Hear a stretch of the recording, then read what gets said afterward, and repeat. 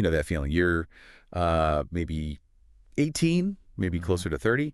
You're getting those first proper paychecks, figuring out rent, bills, all that stuff. And wealth just sounds like this big, complicated thing for, like, later, right? Mm-hmm. Ever wonder if the money you have now could be doing more? Like, setting you up for a good future, but without, having to miss out on everything today. That is exactly the question, yeah. And it's what we're diving into today. We've looked at this really practical guide, actually. Okay. Yeah, it cuts through all the jargon and basically shows people your age, late teens, 20s, how to understand the wealth you already have in all its forms. It's not just about being rich someday. Okay, so not some dry finance textbook then. No, definitely not. Good. Our goal here is just to pull out the really useful bits, the engaging stuff from this explanation. So you get a real world handle on managing your money and building that solid base at this point in life. Exactly. So let's start with wealth itself, because like you Hmm. said, it feels like this distant thing, but the guide argues it's much more than just your bank balance. Right. It breaks it down. Obviously, there's money savings, the income you're earning right now, but then there are assets. Assets, like your car, Yeah. or even your laptop, Mhm. things you own that have value. Precisely. Tangible things. But here's what I found really interesting, and the guide really highlights this. Yeah. Your skills, your ability to earn money, that's counted as wealth too. Okay, I like that. That feels empowering, actually, thinking your skills are a form of wealth. It really is. It changes your perspective, you know? So if we think about this age group, 18 to 30, Hmm. where does the money typically come from? What are the main sources? Well, the most obvious one is probably a job, right? Full-time if you're starting a career, or maybe part-time if you're still studying or figuring things out. Sure, the main paycheck. But the guide also talks about side hustles, which seem huge now, like freelancing, making stuff online, maybe a small e-commerce thing. Yeah, those extra income streams. And we should probably also mention, especially for the younger end, maybe some help from parents or family. True, that could be a factor early on. And scholarships or grants if you're in education, Hmm. that's definitely income. Absolutely, all these different streams. And the guide makes a good point that, long term, the aim is often to try and grow those, maybe add more. Makes sense. Sure. Okay, so the money's coming in from one or more places. Yeah. How do you actually manage it without getting overwhelmed? The guide had a specific suggestion, didn't it?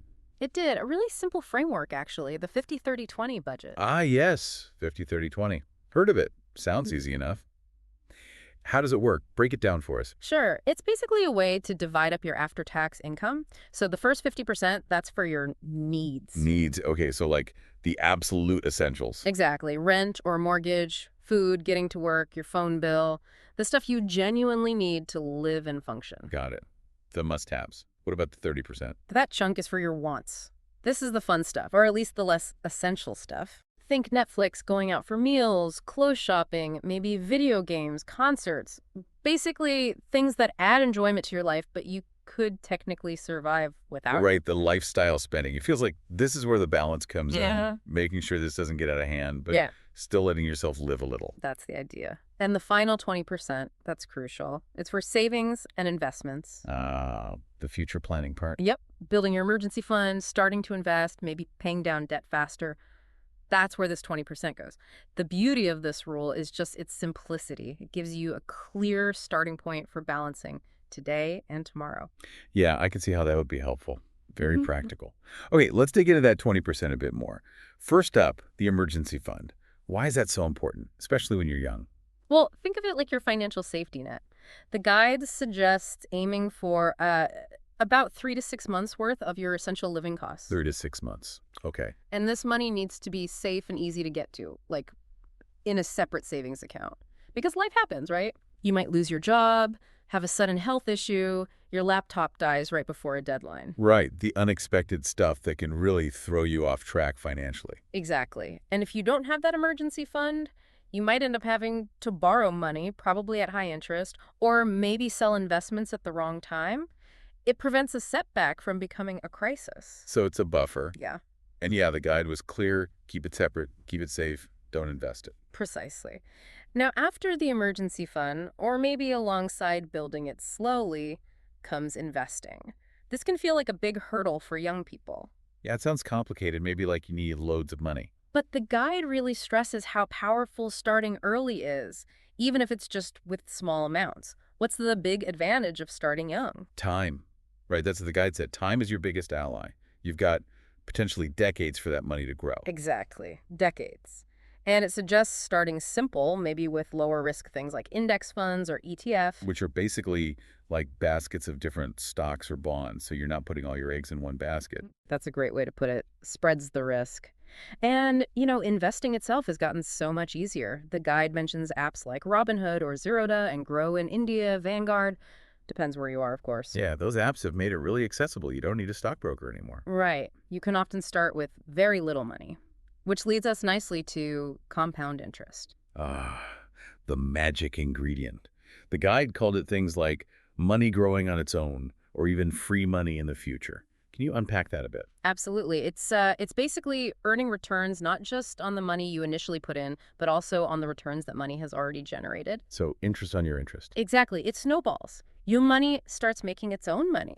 Over the long run, say 20, 30, 40 years, this effect is, well, it's huge. Even small, regular amounts add up significantly thanks to compounding. Like the example in the guide, even just $10 or, say, 500 rupees a month, starting early makes a massive difference down the line because of that snowball effect. It really does. It's why starting early is way more powerful than starting later with bigger amounts.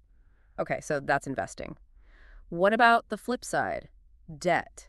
That's a reality for a lot of people in this age group. Yeah, student loans are a big one. Credit cards, too, sometimes.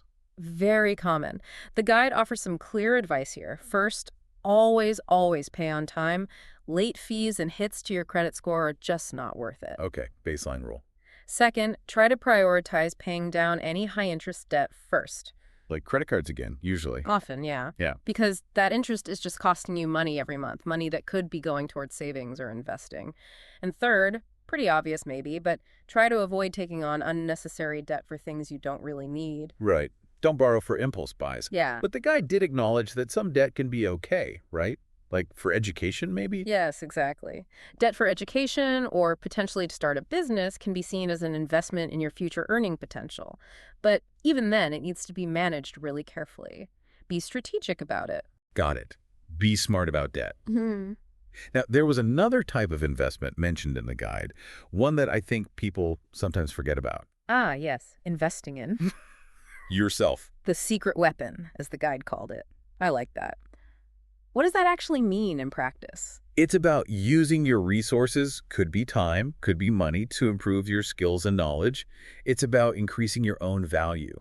Okay, so like learning new things. Exactly. The guide gives examples like learning to code, getting better at graphic design, taking courses in sales or digital marketing, things that are actually in demand. Or even just reading books, attending workshops, finding a mentor. All of that. Online courses, certifications, anything that boosts your skill set or your understanding. It's an investment directly into your earning potential. Because the more valuable your skills, the more you can potentially earn later on. Makes sense. Precisely. It's a direct link. Better skills often lead to better jobs, promotions, maybe the ability to charge more if you freelance. It's a powerful, powerful investment. And that connects nicely to another point the guide made, which is about not just focusing on saving, but also actively trying to grow your income over time. Right. Because there's only so much you can cut back on spending. Saving is vital, but increasing your income gives you more fuel for everything else, saving, investing, enjoying life. So how do you do that? What did the guide suggest? Well, things like actively looking for higher paying jobs as you gain experience. Don't just stay put if you feel undervalued. Okay, being proactive in your career. Yeah. Or exploring those side hustles we mentioned earlier. Maybe freelancing in your field, starting that YouTube channel or Etsy shop, maybe some consulting if you have expertise. So finding ways to add income streams beyond the main job. Exactly.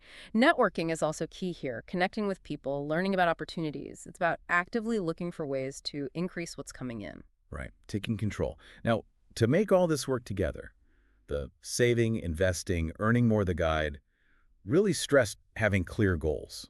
Mm-hmm. Because it's hard to stay motivated or know if you're making progress if you don't know what you're aiming for, right? Yeah, just saving for. Yeah. Saving seek isn't very inspiring. So the guide suggests thinking about, okay, where do you want to be financially in, say, 1 year? What about 5 years, 10 years? Like maybe buying a car next year, traveling in 5 years, perhaps saving for a down payment on a house in 10, or starting a business, Those kinds of milestones. Precisely, those bigger picture goals. And then the really important step is to break them down. Ah, okay. Not just having the big dream, but figuring out the steps. Exactly. How much do you need for that car deposit? How much do you need to save each month to get there in a year? Breaking big, daunting goals into smaller, manageable monthly or weekly actions makes them feel achievable. It gives you a plan. Creates a roadmap. I like that. Okay, so we've covered budgeting, saving, investing, growing income, setting goals. That sounds like a lot of focus on money. Hmm. What about actually, enjoying being young? Yes, a very important point. And the guide absolutely addresses this. It's crucial to find balance. You don't want to be so focused on the future that you forget to live now. Because your 20s are, well, your 20s, you want to have experiences. Totally. So it's about being financially responsible, but not to the point of extreme deprivation. The guide suggests things like smart travel finding deals, maybe hostels instead of hotels, Budget travel, yeah. and being mindful about spending. Focusing your wants budget on things that genuinely bring you joy rather than just stuff, and being aware of that social media pressure. Oh, the Instagram trap. Yeah, seeing everyone else's highlight reel and feeling like you need to spend to keep up. It's so easy to fall into that. So the advice is really to be present, enjoy experiences, but do it within your means, keeping those future goals in mind. Conscious spending, maybe. Conscious spender, I like Yeah. that. Be aware, but don't deny yourself everything. Okay, this has been really comprehensive. As we kind of wrap up, what are the absolute core takeaways if someone remembers just a few things? Okay, let's try a quick list. Number one, income. And look beyond just your main job. Think about growing it. Right. 2, budget. That 50-30-20 is a great starting point. Simple structure. 3, save. Get that emergency fund sorted first. That's your foundation. 4, invest. Yes. Start early, even small amounts. Let compounding do its thing. 5, learn. Always invest in yourself. Your skills, that's your secret weapon. 6, debt. Manage it actively. Tackle the high-interest stuff first. 7, grow income. Be proactive. Look for opportunities. Don't just rely on cutting back. 8, goals. Know what you're aiming for, break it down, gives you direction. And maybe 9, enjoy life. Find that balance. Spend wisely, but live your life. That's a fantastic summary. It feels achievable. It really is. That's the core message, I think. Building a solid financial base in your 20s isn't about some extreme painful sacrifice. It's about being aware, being intentional, and using the resources you have smartly. It's empowering, really, knowing you can take control of this stuff. Definitely. So maybe a final thought for everyone listening, based on everything we've talked about. Yeah. What's one small thing, just one financial habit that you could start doing, like today or this week, that might seem minor now but could actually make a big difference down the road? Is it finally setting up that budget spreadsheet? Mhm. Or maybe researching one of those investment apps? Or even just identifying one skill you want to start learning online? Could be any of those, just one small, actionable step. Something to think about. Well, thanks for tuning in to this deep dive. We really hope breaking down these ideas on managing wealth in your 20s has given you some clear, practical steps you can take.